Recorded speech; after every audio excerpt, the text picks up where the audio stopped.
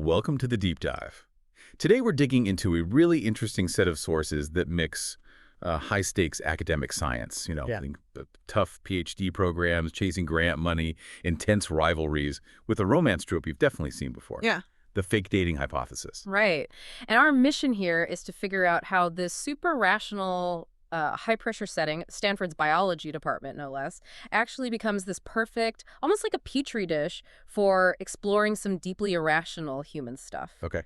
We're really dissecting how that classic fake dating plot gives us a surprisingly sharp way to look at academic stress, vulnerability, even systemic bias, all kind of framed in the language of science. And the main people we're tracking here are Olive Smith, she's a Ph.D. student trying to make her way, and Dr. Adam Carlsen, this infamous academic superstar. Okay, let's get into it. Maybe start with that core idea that really defines their whole fake relationship, the type-by error. Yeah, exactly. So Olive, in this moment of just, well, pure panic, she kisses the first guy she sees, just grabs him and kisses him, all to make her friend An think she's moved on from her ex, Jeremy. Now, this isn't just random chaos. Right. She's actually making this huge emotional mistake, one that she herself, later on, labels using her science brain. That first kiss, the one that starts the whole lie. Yeah. It's basically a giant type-I error, isn't it? A false positive. She's cooking the books, essentially. Totally. Yeah. She's creating fake data acting like she has feelings for Adam to get a specific result, which is getting her friend to date her ex. And at that point, the feelings for Adam are, well, objectively not there. But what's really interesting is why he agrees to keep up the charade. Olive's doing it for her friend, but Adam Carlsen, his reasons are all about professional survival, aren't they? Tied up in how the university works. Absolutely. It's pure professional desperation, really. And it comes down to institutional anxiety. Tell us more about that. I mean, he's supposed to be this big-shot scientist. Why does he need a fake girlfriend? Well, Stanford had actually frozen millions, literally millions of dollars of his research funding. Wow. Okay. Yeah. The higher-ups in the department, they basically saw him as a flight risk. They were worried he was going to jump ship for, Harvard or maybe even NASA. Okay. So he needed to look stable, rooted. A committed relationship was sort of proof that he was planning to stick around at Stanford long term. And that was the key to getting his grandson frozen. So Olive's running on this manufactured feeling, the type-I error. Mm-hmm. And Adam's caught up in the whole academic funding machine. He's not just some grumpy guy. He's actually a really successful scientist whose career is kind of being held hostage by red tape and his own reputation. Exactly. And that desperation, it makes this intimidating academic rock star figure seem, well, surprisingly human. You can kind of relate to him being under that institutional pressure. Okay, so they agree to this fake relationship. How does that actually work day to day, especially given the academic setting?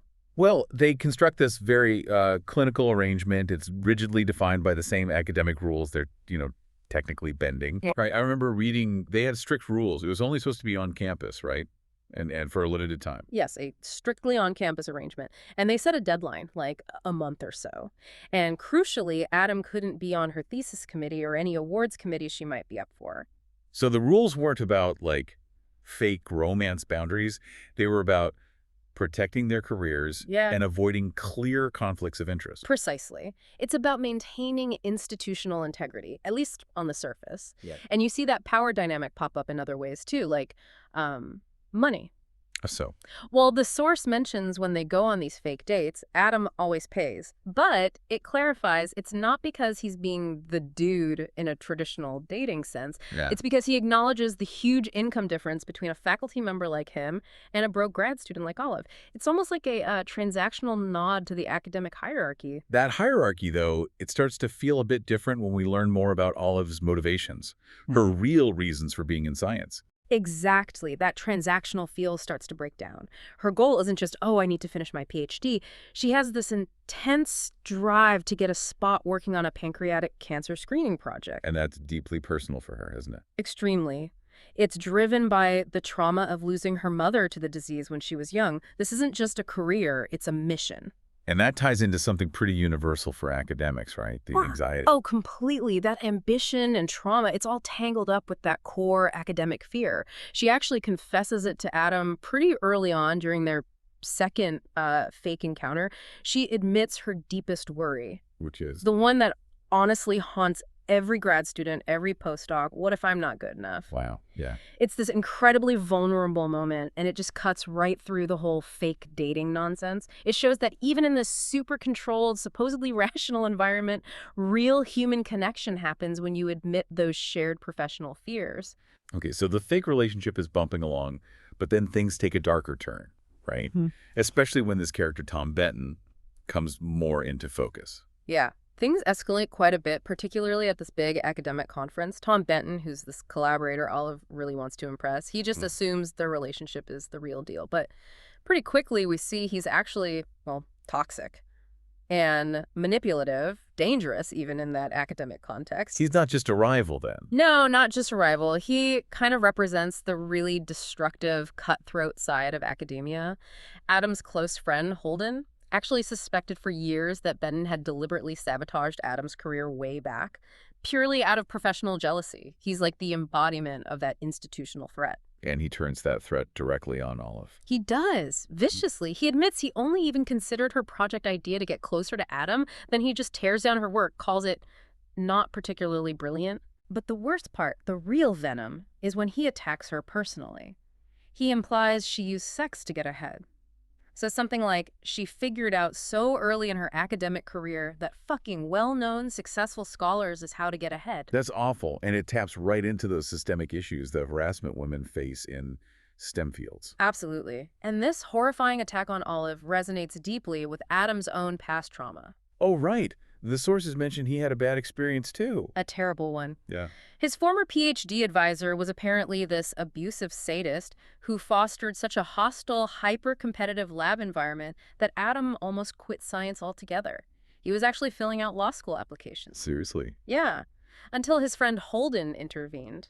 So when Adam sees Benton attacking Olive like that, he's basically seeing his own past trauma playing out again. That explains why he switches so fast from, fake boyfriend to fiercely protective. And this is where the professional and personal stakes just completely collide. Because we find out Adam was actually interviewing at Harvard, which seems to confirm Stanford's whole flight risk here, right? It looks that way at first glance. But then the sources drop this major twist. Well, Holden reveals that Adam only agreed to that Harvard interview after Olive had decided she was going to try and work with Tom Benton. wait, really? So his potential job move? Was directly linked to her career path. He was essentially planning to follow her, maybe to keep an eye on things, make sure Benton didn't derail her. It completely shifts the motivation. It's not about him leaving Stanford anymore. It's about academic solidarity, maybe even protectiveness, way beyond the fake dating premise. Wow. Okay, so that changes everything. And the whole thing blows up at Adam's interview dinner. Dramatically. Olive ends up using this accidental audio recording she made of Benton's horrible confession. She'd meant to record something else for her actual advisor. Right. And she plays it, exposes Benton right there in front of everyone. The fake girlfriend suddenly becomes this, accidental scientific whistleblower. And what does Adam do? He steps up. Completely. He delivers this line that just perfectly captures his shift. He tells Olive, I'm going to take care of this. And then I'll come find you, and I'll take care of you. Huh. He deals with the institutional problem first, Benton, and then immediately turns to the personal relationship. Okay, so Benton is dealt with, presumably fired, or facing serious consequences. Olive gets job offers, including one at Berkeley. The fake dating thing dissolves. And they finally start talking about a real relationship. And Olive, being Olive, frames it perfectly, using what else but statistics. Back to the errors, type I and type 2. Exactly. It's the intellectual payoff, really. She uses her scientific framework to explain her emotional journey.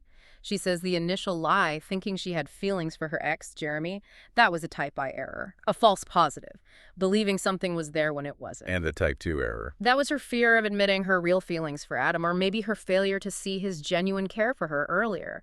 That's the false negative, missing something that was actually true right there in front of her eyes. So the lesson is kind of, emotional risks, just like scientific hypotheses, need accurate assessment to avoid making big mistakes. Pretty much. You need to test your assumptions, emotionally speaking. So they get their classic romance ending. Adam ends up staying close to her, probably takes a job near Berkeley, buys her pumpkin spice things, and they start a real relationship. It's a neat resolution, but the sources also give us some broader context, right? With excerpts from Love on the Brain. Yes, and that's crucial. It reminds us that Olive's specific story, while satisfying, isn't happening in a vacuum. It points to much bigger systemic problems. That's where the other protagonist comes in. Right. B. Koenigswasser. Right. Dr. B. Koenigswasser, a neuroscientist. And significantly, she runs this anonymous Twitter account at What Would Marito. Yeah, and what's the purpose of that account? It essentially functions as this underground therapeutic community for women working in STEM fields. It's a place where they can anonymously share their experiences and find support. And the experiences they share, they echo Olive's story. Very much so. The examples given are specific and unfortunately common. Dealing with blatant harassment, like a professor suggesting a student give lectures naked, or more insidious stuff like having their authorship stolen on papers, or facing biased criticism. Like what? Like hearing things along the lines of, this ridiculous push for women in STEM is ruining STEM. It's that kind of dismissive, biased pushback. So the very existence of an anonymous account like that basically confirms that the kind of toxic environment Olive faced with Benton isn't just fictional drama. Exactly. While Olive and Adam get their happy ending and B is also portrayed as successful, the need for At What Would Marito underscores that the harassment, the lack of good mentorship, the unfair competition, these are pervasive, real issues baked into the culture of academia. So wrapping this up, what this deep dive really shows is how that intense, high-pressure world of academic science actually creates this surprisingly rich setting for exploring some deep interpersonal dynamics. Yeah. We saw Olive use her scientific brain, moving from, statistical errors to understanding her own emotions. She used her intellect not just for research, but to navigate some pretty complex emotional risks. And the conflict wasn't just resolved romantically, but through exposing that institutional abuse, using evidence, almost like a scientific proof. But then you think about B's anonymous account at What Would Marito and those specific examples of harassment, Adam's own past with that sadistic advisor, Tom Benton's calculated cruelty, and it leaves you with a pretty challenging thought. Which is? Well, Olive got her win, but it required her to basically catch her harasser red-handed with a recording and use the system's own processes against him. So the question becomes, how much responsibility for fixing these toxic environments should fall on the individuals, usually women, who have to fight back like that? Versus the institutions themselves needing to step up and make broad systemic changes. Exactly. Where's the line between just surviving or even excelling despite a flawed system and actually pushing to change that system? That's a really important question to consider, maybe something for all of us to think about applying that kind of rational analysis, that type 2 error check, to the emotional risks and maybe even the institutional structures in our own lives. Thank you for joining us for the deep dive.